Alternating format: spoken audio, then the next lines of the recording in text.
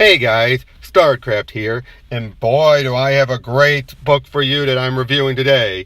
Today I'm going to be reviewing not just one, but two issues of a book. Mostly because I wasn't reviewing when the first issue came out. Today I'm going to be talking about Batman Damned, number 1 and number 2 of DC's Black Label line.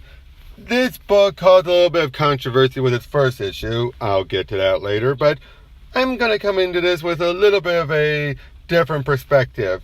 I've heard so many people compare this to The Killing Joke, where they say it's a follow-up where Batman did kill the Joker. I could kind of see that, but I more look at this as a follow-up to the creative team, Brian Azzarello and Lee Bermajo's Joker graphic novel from 2008. A lot of stuff here does line up with it, and I'll point that out as I go along. But let's waste no time, and let's just dive right in. It opens up with Batman suffering a bunch of stab wounds, being in a hospital. Not a hospital, an ambulance, as they're trying to get him to the emergency room. When they start to cut his mask off, Batman, he flips out and starts attacking everyone. Even when one of the cops in there is saying, "Stop it, I'm on your side," Batman is being Batman. Yeah, Azzarello usually likes to handle Batman as being a major dick, even to people who are trying to help. Batman then just bolts. He's wounded. He needs to get somewhere else. He'd rather do it on his own with Alfred to patch him up. But then he starts to hallucinate. He remembers falling off a bridge. A bridge which is where the ending of the Joker graphic novel took place in. He fell and then washed up ashore, but as he did, he sees hallucinations of his parents. He then makes it into and reawakens in an alleyway as a certain figure walks up. A very Britishy bloke smoking a cigarette. Yep, you probably, if you know your DC lore, this is John Constantine. Asshole extraordinaire in the magic realm. And he basically comes there, tells him, "I'm not your butler," and takes off as Bruce hallucinates, thinking back to a time when he was a boy, seeing his parents, and this shot right here, already establishes something that Azzarello is doing that I don't think a lot of other writers have done. Look at this with Martha and Thomas. Thomas is checking out or talking to another lady, and Martha is not happy about it. But as this is happening, Bruce is looking off to the distance and sees someone. A child version of the Enchantress, going by how she would later look, or does look, I should say, in the Suicide Squad movie. Actually, a very nice choice for a design if you're going to go this route of her being a creepy figure. But she's talking to Bruce, basically saying she's there, everywhere, all places at once, and that Bruce will be hers. Bruce wakes up, and it turns out Constantine didn't ditch him. He brought him to his place, and revealing to him and to Batman that Joker is dead. Turns out they both fell off the bridge, and people are now accusing Batman of being the killer. At the same time, we're seeing this very, very cool design of the smoke forming Deadman, who's obviously in the room, as we'll see him later. And then Constantine just fills him in, tells him about it. Joker and Batman takes off in his usual fashion. As he's heading off, we have a flashback again to the Wayne and Bruce with his parents. As Bruce is looking over the water, Thomas flips him a coin, but it misses and goes right off the bridge. But not entirely, just at a good distance. Bruce decides he's going to reach over and grab it, but he then falls over. Thomas is able to catch him just in time and gives him a scolding. But I don't blame him at all, because he's his dad. Next, we then see this weird homeless guy who's trying to tell Commissioner Gordon, "I saw it. It was the devil and fell from heaven." Basically, he's going on like a lunatic, trying to tell him that Batman is the one that murdered the Joker. This pale-skinned guy with a green jacket and green shorts. I'll get to my theory on this guy when we get to the next issue. Gordon, though, he's not buying it. He's basically like, I have faith. I believe in Batman. Batman, having seen this, gives chase to this guy and follows him around eventually until he comes to a tunnel.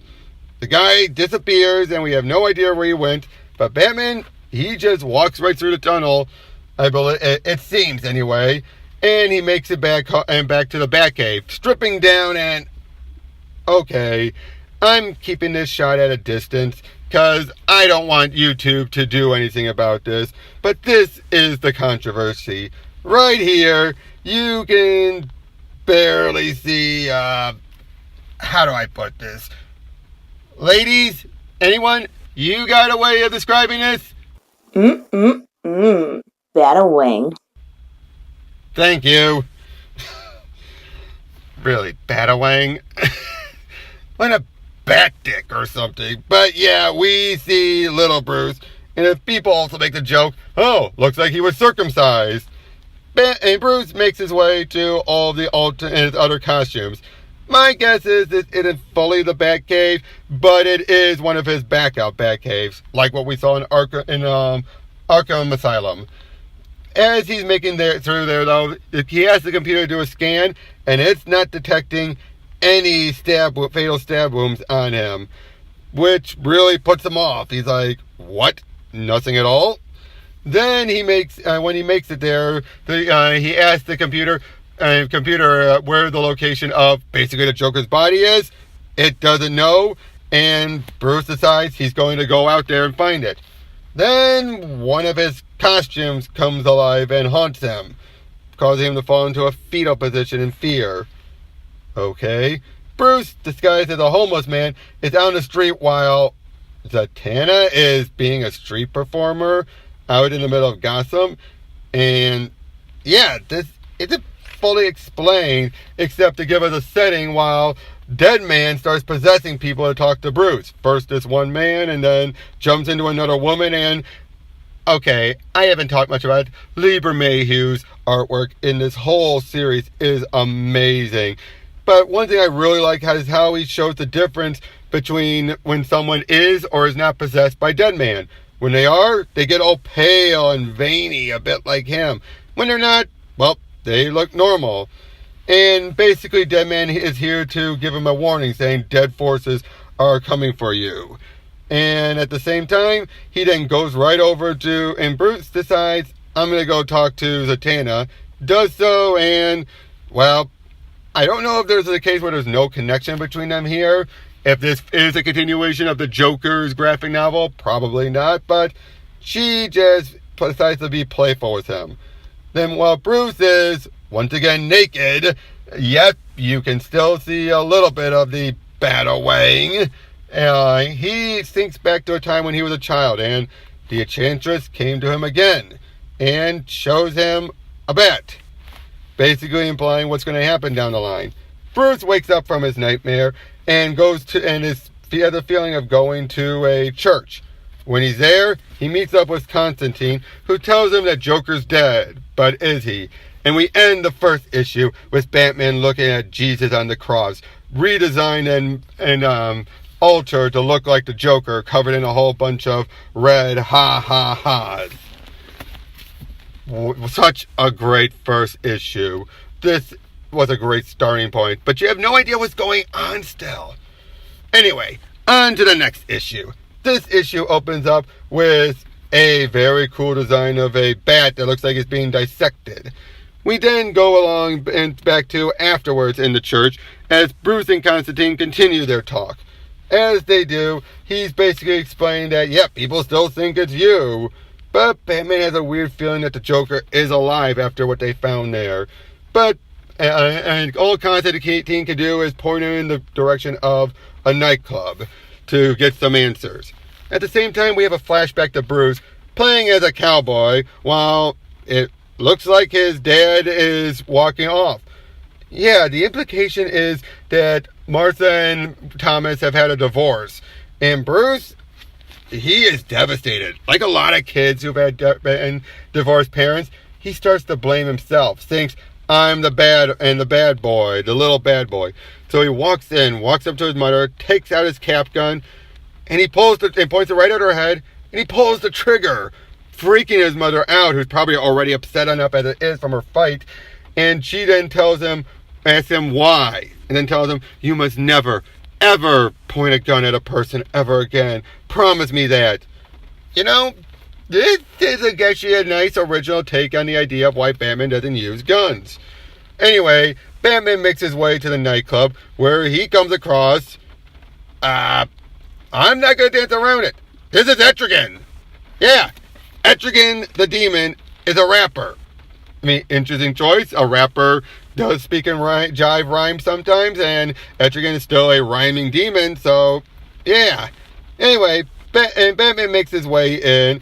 Etrigan then continues to just prattle on, and then Batman, obviously not knowing who this is, again, more proof that this is the Joker graphic novel universe, is saying, you know where you can lead me to the Joker. And Etrigan says, hey, and Joker's dead, alright? But then Dead Man comes in to help save Batman, as a bunch of other crooks were ready to shoot him because he was threatening Etrigan. Then a fire breaks out as everything starts going to hell. As Batman runs out, he sees the Enchantress again, now much older, and telling him, you are me and belong to me. Your life belongs to me. And Batman says, I know. All of a sudden, a fire breaks out as the Dead Man, still possessing a guy, and Batman run inside to try and find anyone who needs help. Once Batman is in there looking for anyone who needs rescuing, he comes across that fella again from the first issue. Now with his speech bubbles looking very different. Okay, I'm going to say this right here and now. Given all the character redesigns we've had up to this point, this guy is very pale with a white t-shirt, green jacket, and green shorts, calling him Judas. I am convinced this is the Spectre. It has to be. And I'm thinking that he is actually the one that killed the Joker. He's just being taunting Batman about it. I don't know where this is going to go, and we won't probably find out till the next final issue, but that's my theory. We then get another flashback as Bruce and Martha, really like it when people actually emphasize on Martha and not just Thomas all the time, arrive at what appears to be a diner, where and Bruce is told to go play some video games. All the while, Martha is talking with a guy, and he offers her a cigarette. She says she doesn't smoke, but he said, yeah, I didn't ask you if you did. And she lights up. Clearly, this was a case of testing her. Batman then is still inside as Etrigan shows up to pull him out of the fire. He meets, and then Constantine shows up and basically tells him, hey, you want your answer? Got it for you now. Look up as we see a Jokerized version of the bat signal and what appears to be the Joker on the rooftop, and where he and his men are shooting down at Gordon and everyone on the top of the Gotham PD HQ. Batman shows up, kicks the asses of all of the goons, and then we find out it's not the Joker. It's Harley. Her hair changed and putting on makeup to make herself look more like the Joker, and she starts beating on Batman with a baseball bat. But then Batman counters and starts to turn the tables until Harley starts to cry, telling her, hit me again, please. She doesn't want to live, leaving her and Batman to lower his guard enough for her to inject him with some kind of tranquilizer or something, trying to knock him out. And then she decides, well, I'm not going to beat around the bush. She basically flat out says the Joker raped her. If I get demonetized, I hope not, but yeah, she basically said that Joker would do that and she's going to do that to Batman. Then she unzips, and while we don't see her own breasts, we see this autopsy scar on her. No idea how she got that. Did the Joker do it to her? If this is a sequel to the Joker graphic novel, this makes no sense whatsoever since she looked fine then. But either way, Batman is still awake, counters, grabs her by the neck, and the two start strangling each other as he shoves her against the bat signal. And then what looked like she was about to rape him, the posing on the last shot, I don't know. It kind of looks almost like a similar pose on the other way around, but yeah, we end with and what looks like Batman is strangling Harley as she's let go of him, and who knows where this is going to go.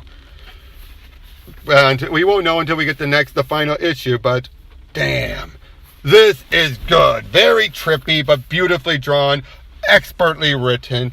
This is just fantastic. I cannot recommend these enough. And even if you don't get the issues with the Batawang in it, yeah, it don't matter. It's still worth it. That controversy was a blow up over nothing. Well, hope you guys enjoyed this review. I'll see you all tomorrow. Take care. And if you can get your hands on these books, do so. Digital or otherwise. Take care.